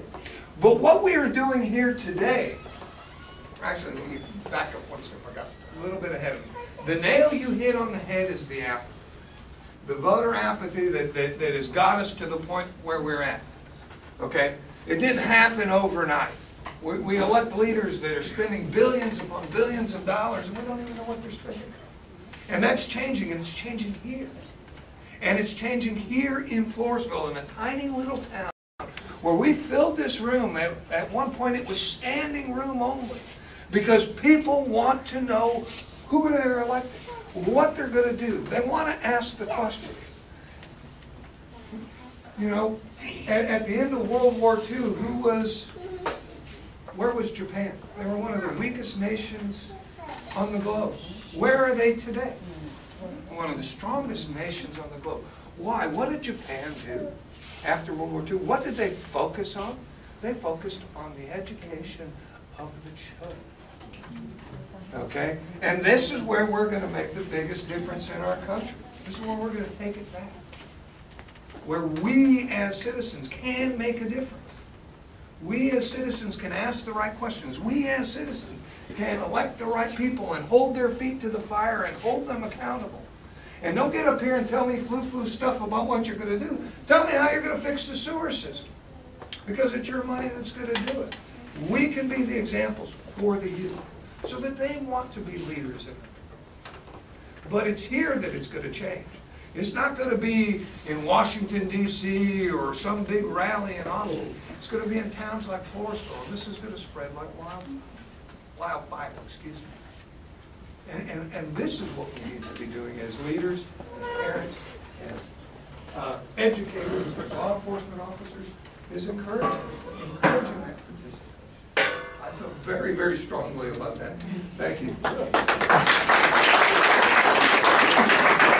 I have to second what he's saying, because you know what, we have to set the examples, and we have to put a drawing in the wall and show people what we're doing.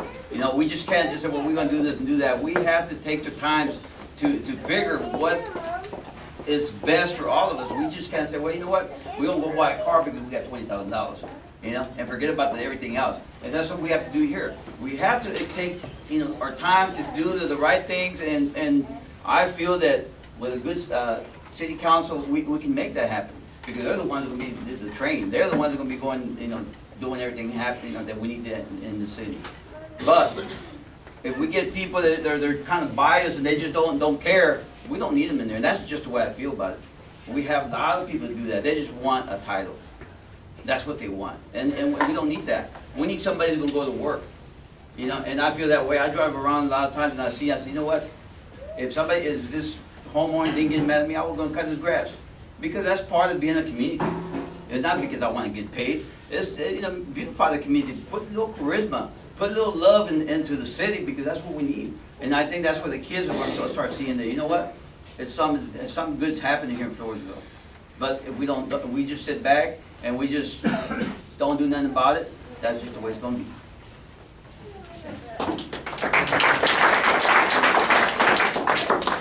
I think one of the most important things that we can do as a community and a village raises the children, not one person. Knock on your neighbor's door. What did you say? A village raises? We all raise the children. We all should care. When was the last time y'all knocked on your neighbor's door? We need to get to know each other. We need to not come home from work, park the car, run in the house. We need to get out. We need to meet each other. We need to knock on each other's door. We need to take an interest in each other. And that's how you come together as a community. And I just don't see that anymore. When someone new moves into the neighborhood, who goes and knocks on their door? When I moved into this community, one person came and knocked on my door to welcome me to the community.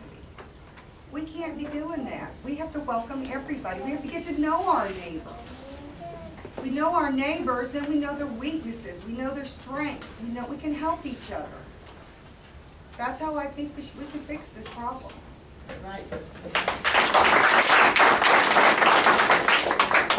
I think a lot of people have fear to ask for help. You know, like she says about the neighbors. When we moved into our neighborhood, we went and we introduced ourselves to our neighbors. We kind of knew who they were, because you can always look them up on the computer, you know, and know who they are.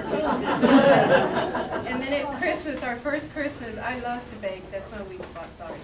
But I love to bake. I took everybody a tray of cookies and assortment because we baked like for a week or two. They were shocked. They're like, that's for me? They came back with the tray that I took to them the next day. I said, no, the tray's for you to keep. They could not believe that.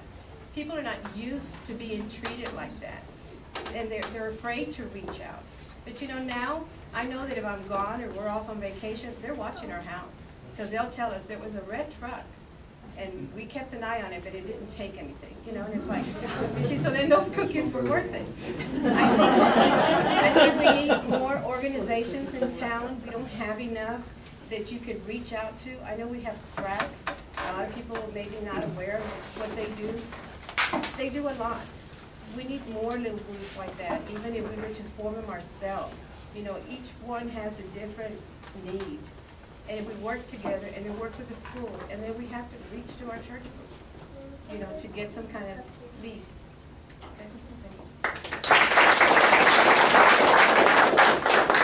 I don't think it's the government and the school's responsibility to raise anybody's kids. I think it has to come from the house. When I was 8 years old, I remember sitting at the dinner table with my father. My father was a colonel in the United States Army. He was a West Point graduate. I was 8 years old, sitting at the dinner table with my brothers. We lived in Anchorage, Alaska, and my dad said the words, duty, honor, country. I didn't even know what he meant, but I knew when he got done saying it, the appropriate response was, yes, sir.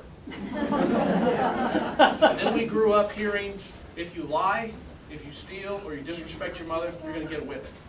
They can kick me out of the Army, they can put me in jail, but you're damn sure going to grow up respecting your mother, and you're going to know right from wrong. I have two other brothers. My oldest brother took the military path like my father. He retired a colonel. He was in Desert Storm. He was in Afghanistan and Iraq. My other brother has a business in San Antonio. I went paramilitary with the law enforcement agency, and I made a life out of that. What it comes down to is kids that are kept busy are less prone to get in trouble. Amen. Like the young lady in the front here was talking about, she hears kids with problems all the time, but where are the parents? Where are the parents intervening on this? I raised stepdaughters with my wife, and we all know there was a time in your life when you used to go look at those girls that wore those short skirts and those things. But when you become a parent, your job is to say, does your mother know you're wearing that crap? You're not going to a house like that. And you have to be the bad guy sometimes. You have to put the foot down. My oldest stepdaughter, she's 30 now. She hated me when I was a teenager. I would always hear, you're not my dad, you can't tell me what to do, blah, blah, blah. And you know, I was doing the thing like a parent would do. Get your homework done, you don't need to be out after midnight, nothing good happens after midnight. Where are you going to be? Why are you always checking up on me? Why are you micromanaging me? She loves me now. She's married, got 4 kids, and she understands now what I was doing when I was dogging her about her clothes and where she was and what was going on.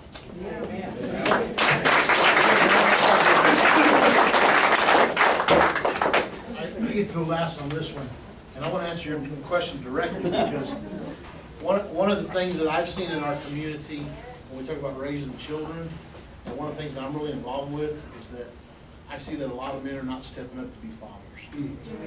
And I wear these bracelets not because I'm a fisherman, but I'm a fisher of men. I'm real involved in the Acts movement through the Catholic Church, bringing men through this movement and seeing them. And Acts is just not for Catholics. I'm not a Catholic. And 2 years ago, if you would have told me I'd be going to Catholic Mass every Sunday, I'd call you a liar. But I'm telling you, I went on my first Acts retreat, and I truly, when I say I'm the spiritual leader for my family, my kids have been through Acts, my ex-wife has been through Acts, and though we're a dysfunctional family, we're in church every Sunday. And my thing is, last month, the greatest thing I got was I got to go on team with the Blessed Sacrament Church out of Pope and watch 18 men find God, knowing that they're going to go back to their families and be the spiritual leaders. And that's what I want to keep doing. I want, and Acts is open to anybody, women, teens, men, and I always tell you, go. I recommend it. Anybody that's been through it will tell you it's the greatest experience you've ever been through. And that's what I want to keep doing. That's what I want to keep promoting. Not just as law enforcement, but as a man in this community.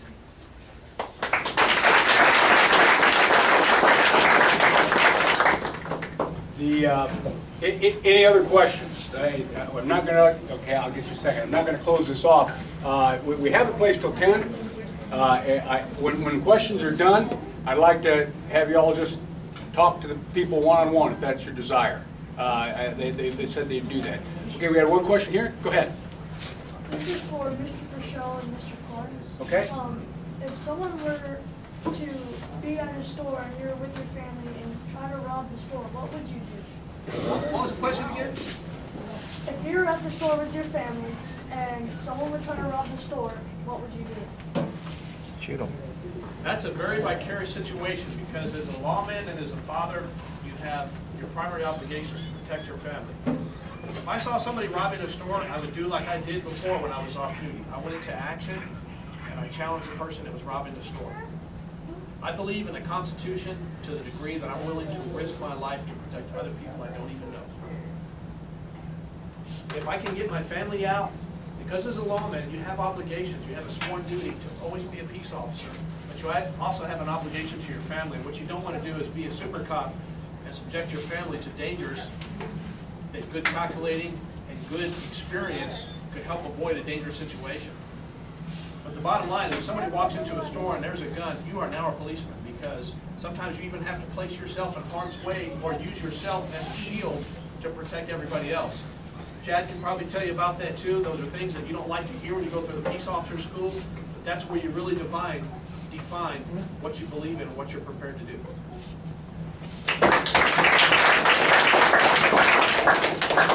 You know, it's funny you talk about that because one of the things is, as a police officer, I carry a gun with me wherever I go, 24/7. If I'm out in public, I have a gun with me. And I hate to be in a society where you have to do that, but it's unfortunate. But for me, I've trained my kids since they were little. And we have a code word. If I walk into a convenience store that's being robbed, I can turn to my kids and I give them the code word. They will go out the door. They will find cover. They know the difference between cover and concealment. My daughter will get on the phone and call 911 and immediately tell wherever we're at, my dad is a police officer, there's a store, we're here and it's being robbed. And like Chris said, you have to address the threats. More especially if someone's life is in danger, you have to take action. But we plan for those type of things. That's what we train for. And I've trained my kids since they were small. Because your dad's a cop, people are going to look at you differently. People are going to act towards you differently. There's things you're going to have to be prepared for. And so we prepare ourselves for that.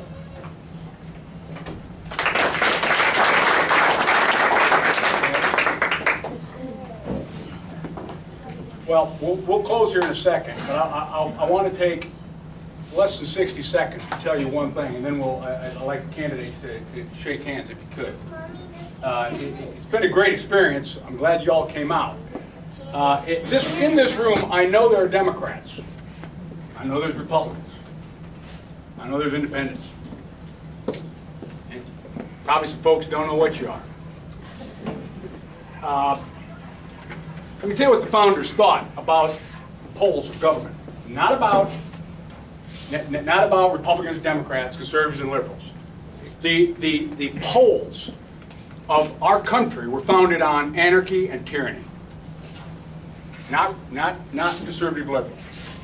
They understood that any government can become oppressive, move to tyranny, if you don't follow the founding documents. They also understood in the biblical concept of fallen man, and that man's inherently bad. And if unchecked, we go to anarchy. So their challenge was to put together a government that I want you to think about as you go to the polls. The government was the smallest government you could have, but yet each individual governing body, which is the family unit, and yes, the individual person, governed themselves perfectly, properly. That way, the government doesn't need to oppress you because you're doing the right thing, but you're not in total anarchy because you have governance from above and you're governing yourselves properly. There's more about that on the table if you're interested. If not, I want to, again, thank you all for coming out. And I'm sure the candidates would love to get to know you and jawbone with you. The only thing I say is we're supposed to close this place down at 10, so that gives you a little while if you want to sit around. But thanks for coming.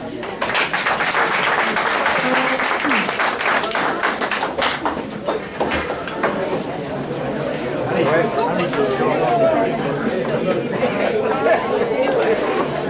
one. Our famous French executive was so set.